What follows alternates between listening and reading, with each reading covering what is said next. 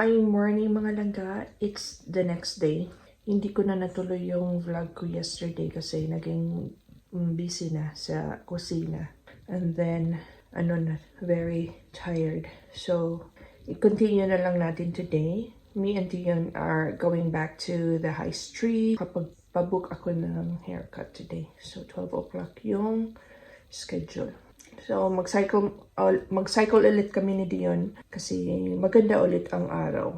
Ayun mga langga, I need to have my haircut ng mga langga. Mom's already out of breath. Because mom is unfit.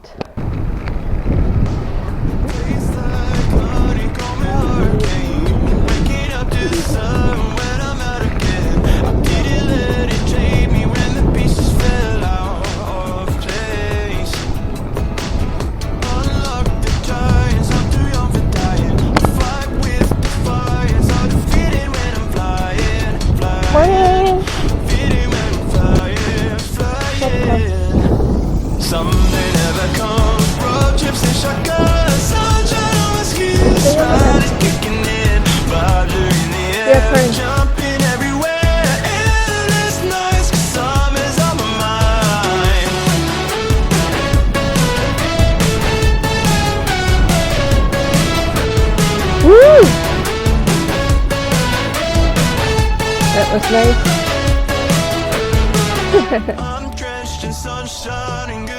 Okay, let's go.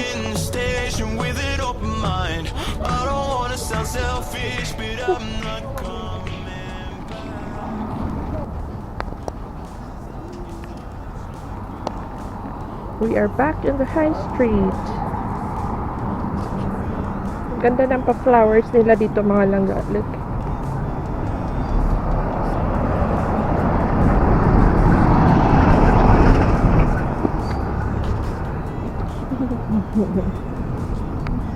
Here as well. All this.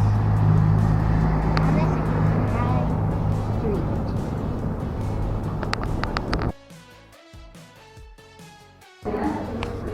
Hello mga langga, we are here in Picante because Dion wants to eat carbonara and panini. At the same time. Yeah, we just have to share. What change? I like it. You like my hair mga langga? Mom just got a haircut while I was making music. That is very bad. Short down hair. Me. Panini. And sour panini. And carbonara for Dion. You want carbonara or the panini? We're back in the park. For the 5th time.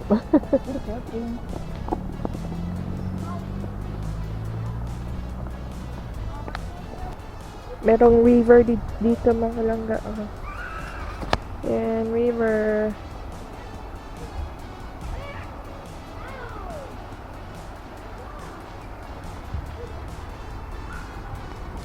Yan, dadaan yung train.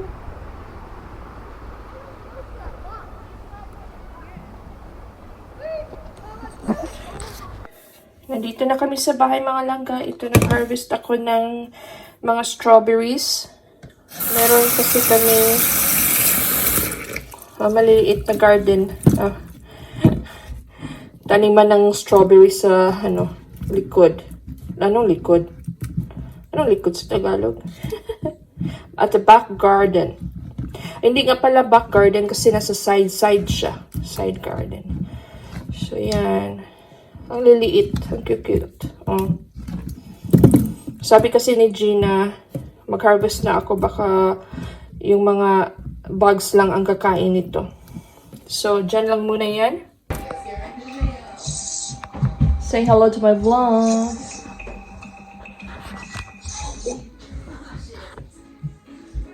Hello!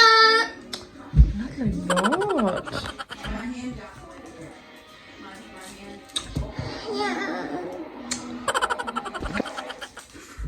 Hello, manananga!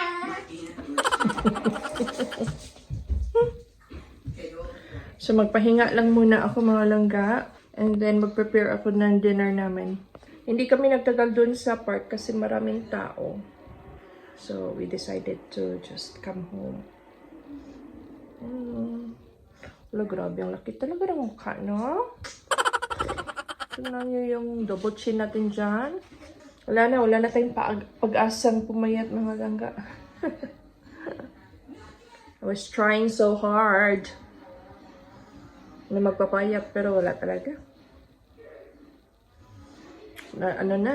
Hopeless na hopeless. Hello, mga langga. Mag-prepare lang ako ng dinner namin. I-marinate ko muna to. Kasi gusto ng asawa ko yung mag-marinate. I-marinate yung meat. So, i-marinate ko lang to ng olive oil, salt, and pepper. Mag-ano ako, mga langga. Filipino style chicken curry kasi nag-request yung asawa ko.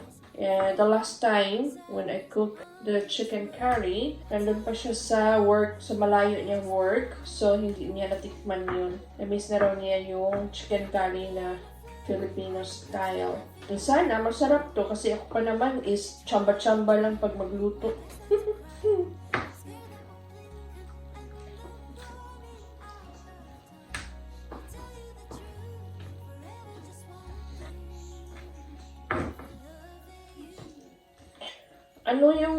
Cloudy siya, mga langga. Today is cloudy, pero mainit. Mainit yung temperature.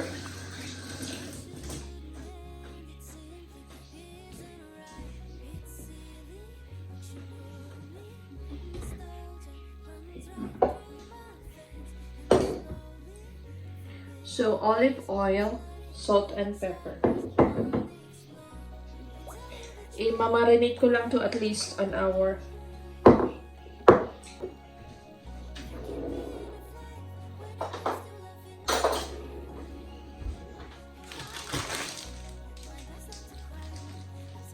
Mix lang.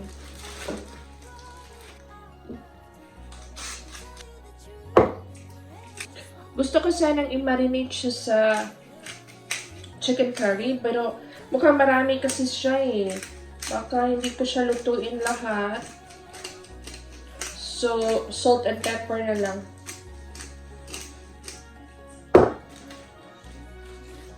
Ayan. And then, lagay natin sa fridge. Cover na natin.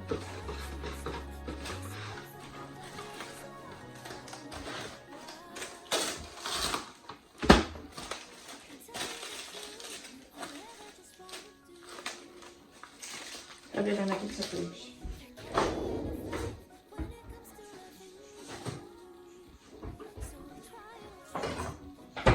And then, hugas, mga langga.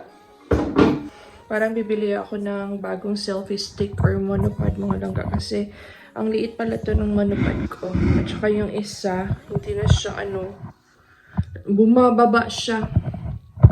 So, maghanap ako sa Amazon ng bagong selfie stick. Yan. Parang bumata din naman ako sa hair ko, di ba? Feeling na. Sis, mga langga, parang hindi yata, perfect ang chicken curry ko today. And me and Dian are gonna eat rice. It's ready already. And then my husband will eat couscous. I also like couscous, but when it comes to chicken curry, mas masarap talaga pag rice.